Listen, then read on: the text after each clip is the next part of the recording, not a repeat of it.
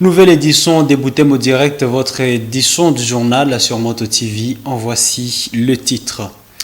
Après plusieurs jours, le gouverneur militaire du Nord Kivu est de retour à Béni. Il y est venu continuer la supervision des opérations militaires contre les ADF. Il va aussi participer à l'évaluation de la coopération militaire entre les FARDC et la brigade d'intervention de l'ONU. Après une assemblée tenue ce mercredi pour évaluer leur mouvement de grève, les enseignants membres du Sénécat Antenne de Butembo décident de lever partiellement leur grève. Ce syndicat appelle ainsi les écoliers à reprendre le chemin de l'école dès ce jeudi. Voilà tout pour les titres. Restez avec nous pour l'intégralité de ce journal. Une messe d'ouverture de l'année scolaire 2021-2022 a été dite ce mercredi 3 novembre à l'Institut Kambali. Cette célébration eucharistique était consacrée à l'invocation du Saint-Esprit afin qu'il guide les activités scolaires de cet exercice 2021-2022. Dans son homélie, le père Moussa Sotia Jean-Paul a demandé aux élèves de l'Institut Kambali de se débarrasser de l'esprit des divisions afin de réussir. Suivez-les dans ce propos.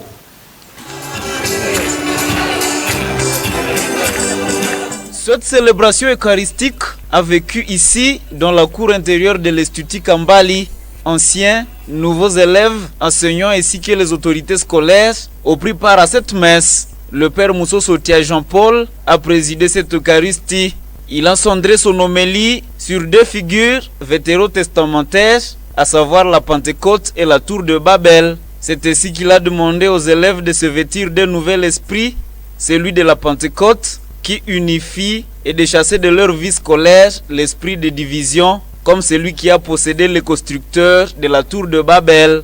Quand l'esprit n'est pas au milieu des hommes, on fait l'expérience de la tour de Babel.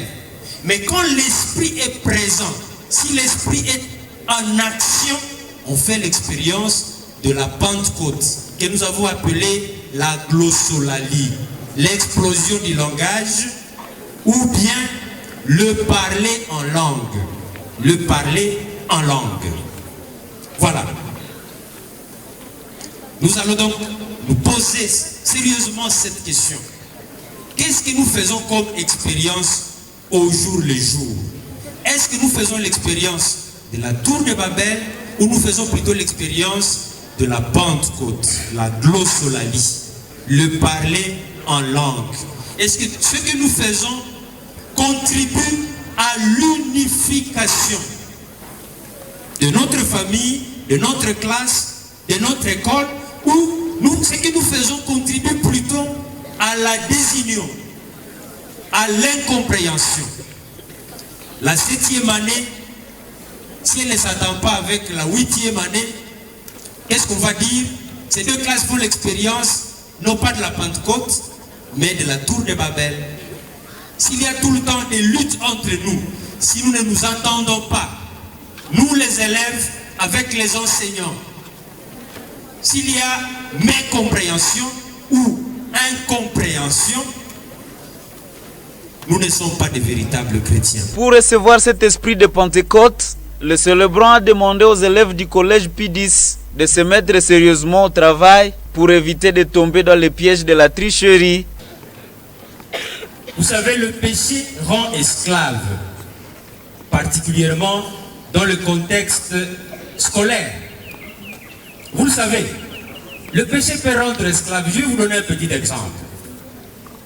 Un camarade, un collègue, un condisciple qui n'étudie pas souvent et qui compte sur le coup d'œil à gauche et à droite est esclave de cet acte de tricherie. Savez-vous que tricher c'est un péché? Vous n'êtes pas d'accord que tricher c'est un péché? Pour nous chrétiens, tricher, quand quelqu'un triche, quand quelqu'un jette un coup d'œil à gauche ou à droite, en pensant qu'il est en train de se sauver, il pêche. Il ne plaît aucunement pas au Seigneur. Le Seigneur est mécontent de cet acte de tricherie. Et pour nous chrétiens, Pâques signifie passer de l'état de tricherie, de retard chaque jour, des sorties intempestives de langue maternelle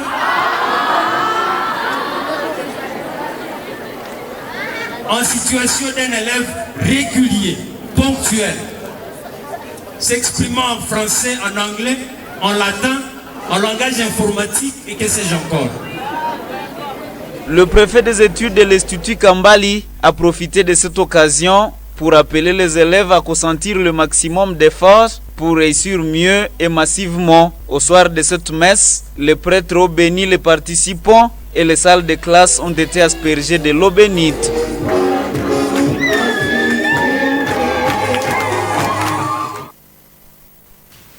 Parlons sécurité à présent, prorogation de l'état de siège ou non, l'armée pourra s'acquitter de sa tâche de traquer les groupes négatifs. C'est ce qu'on peut retenir de la déclaration du gouverneur du Nord Kivu à sa descente d'avion à Beni ce mercredi 3 novembre 2021, où il va suivre de très près les opérations militaires dans cette zone. Suivez-les dans ce propos recueilli par nos confrères de la presse du gouvernorat. Là, je viens de Walikale, vous savez, ça fait longtemps. Depuis notre arrivée ici, vu l'intensité des opérations ici au Grand Nord, je n'ai pas pu fouler le sol du territoire de Walikale. Je devais courir là-bas. Vous savez, nous avons aussi beaucoup de problèmes à résoudre là-bas. Et de Walikale, nous sommes rentrés à Goma pour suivre aussi l'administration de la province. Et voilà, nous revenons, c'est dans notre quartier général. Il n'y a pas un objectif à poursuivre ici. Nous sommes là pour la conduite des opérations où est basé notre quartier général. Non, l'armée continue ses opérations. L'armée n'attend pas la politique. L'armée avait déjà reçu sa mission de traquer les groupes armés ici dans la province du Nord Kivu. L'armée ne doit pas attendre la prorogation ou sans prorogation. Non, nous continuons, nous avons notre objectif à poursuivre. Après un mois environ, 10 000 signatures ont été collectées par une pétition visant à légitimer l'autodéfense et le port des armes à vue de se défendre contre les massacres de la population de Beni et de l'Ituri. C'est le collectif des mouvements citoyens et les différentes associations des conducteurs de la ville de Butembo qui en sont initiateurs. Ils ont présenté à la presse les résultats de ce mercredi 3 novembre 2021, résultat des pétitions qu'ils ont fait signer. Suivez Achapalo Kumahamba, membre du collectif, de ces collectifs des pétitionnaires, dans ses propos recueillis par Samuel Waïda. Nous remercions toute la population parce que chacun a montré son héroïsme à la nation congolaise. Ça n'était pas une tâche trop facile, c'était une tâche difficile parce que la question de faire expliquer les gens, motiver la population, c'était du tout difficile, mais à moins, chacun a montré combien de fois qu'il est congolais et il est attaché à la patrie congolaise. Nous remercions encore les médias qui s'est donné le courage de sensibiliser la population sur la voie des ondes. Parce qu'il y a des gens qui ne savaient pas par rapport à la pétition, mais parce qu'il a écouté aux médias, il nous a facilité la tâche. Aujourd'hui, nous pouvons vous dire que nous venons au moins de maximiser le signature. On a dépassé le seuil de 10 000 signatures. 10 000 signatures, c'est-à-dire au moins on a fait quelque chose jusque-là, qui cadre d'ailleurs avec notre proposition de loi, parce qu'on avait dit qu'à la demande de 10 000 citoyens qui ont signé la pétition, le gouvernement peut autoriser la proposition de loi dans un contrée, la zone qui a situation de légitime défense. L'unique chose que la population a plus besoin est de voir le retour de la paix dans la région de Beni et de l'Ituri, mais aussi voir matérialiser la question de la pétition que nous allons déposer la proposition de loi à l'Assemblée nationale, mais aussi la pétition à qui des droits comme à la présidence et à la primature. Sécurité dans la province voisine du Sud Kivu, un groupe armé a attaqué plusieurs positions des FARDC et de la police à Bukavu, chef-lieu de la province du Sud Kivu, la nuit De mardi à ce mercredi 3 novembre 2021, le bilan établi par le gouverneur de cette province en fin de matinée fait état de 6 assaillants tués et 36 capturés. Du côté des forces loyalistes, Théo Ngwabidje, gouverneur du Sud Kivu, parle de 3 éléments tués ainsi que 14 armes de guerre récupérées. Le gouverneur du Sud Kivu l'a dit lors d'un point de presse dont nous avons tiré l'extrait sur la RTNC Kinshasa. Suivez-le. Plusieurs commissariats de la police nationale. Face à cette attaque, nos forces de défense et de sécurité, la police nationale congolaise et les FARDC ont procédé à l'anéantissement de ces forces négatives et à l'issue de ces affrontements que vous avez tous constaté tout au long de ces crépitements de balles. Dans ces affrontements, on a tué 6 assaillants, 4 blessés, 36 assaillants capturés qui sont devant nous. On a récupéré 14 armes de guerre. Et malheureusement, de notre côté, nous avons perdu 3 hommes. Des deux FARDC et un de la police. Comme je l'ai dit très tôt le matin, nous avons suivi cette situation tout au long de la nuit.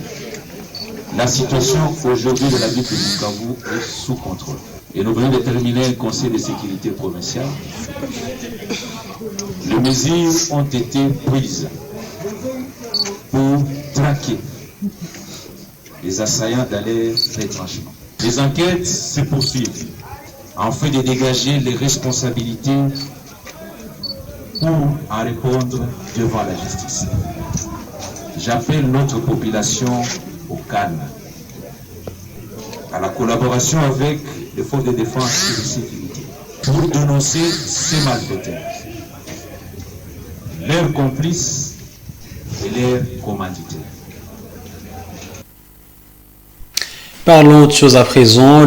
Les pêcheurs congolais du lac Édouard saluent l'effort de l'armée congolaise dans la sécurisation de ce lac.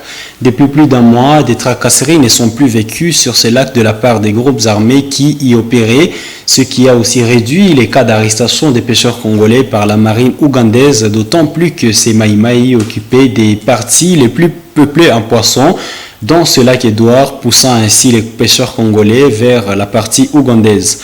Boussa Kavassianoé, président du comité des pêcheurs du lac Édouard, nous l'a confié dans ses propos. Ici chez nous au lac, les choses commencent à aller de bien en mieux. Il y avait des miliciens sur les lacs, mais ils sont déjà délogés de là. Aujourd'hui, les pêcheurs de cette contrée vaquent librement à leur occupation. Il y avait aussi 53 de nos pêcheurs qui étaient en captivité en Ouganda depuis le 23 du mois dernier, mais ils sont déjà libérés. Et cela sans condition. C'est grâce à un terrain d'attente trouvé entre le président Félix Antoine Tshisekedi Tshilombo et son homologue ougandais Yoweri Kaguta Museveni. Le syndicat des enseignants des écoles catholiques vient de suspendre la grève de ses membres déclenchée depuis le mois d'octobre dernier. Les membres du syndicat ont pris cette décision au cours d'une assemblée tenue ce mercredi 3 novembre. Eustache Mouvatsi, délégué du syndicat à Butembo, indique que les revendications des enseignants n'ont pas obtenu gain de cause, mais le syndicat sursoit sa grève en attente des solutions que cherche le ministère de l'ESU avec les syndicalistes à travers des dialogues qu'il mène depuis la semaine dernière. Suivez-le. Selon les textes, à partir de notre hiérarchie, il y avait suspension du mouvement de grève. Alors, les enseignants étaient en train de donner des différentes réactions, dire que suspendre le mouvement de grève n'est pas un mot, en tout cas, à avaler favorablement, mais sinon, c'est la décision. Nous restons toujours en accord, à commun accord avec notre hiérarchie syndicale. Nous changeons de vitesse.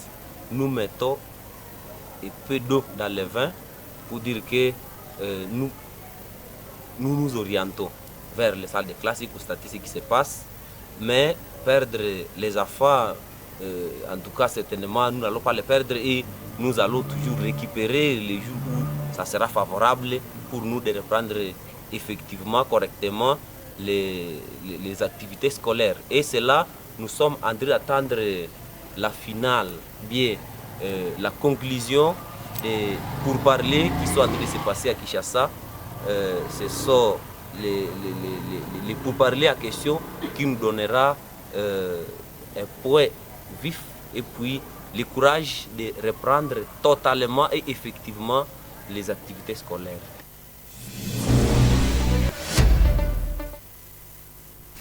Football, la poursuite ce mercredi 3 novembre 2021 du tournoi dit de la paix. Une confrontation était au rendez-vous au stade de l'Institut Mahamba. Le Football Club Jaune de l'Est a battu le Football Club Soleil par un score de 6-3. Ce jeudi 4 novembre 2021, dans la même compétition, le Football Club le KD Horizon de Vaubangué jouera le FC Leader de Katia. Voilà la page qui vient ponctuer cette édition du journal sur Moto TV. Mesdames, Messieurs, à vous qui l'avez suivi, nous disons merci et bonne suite des temps. Au revoir.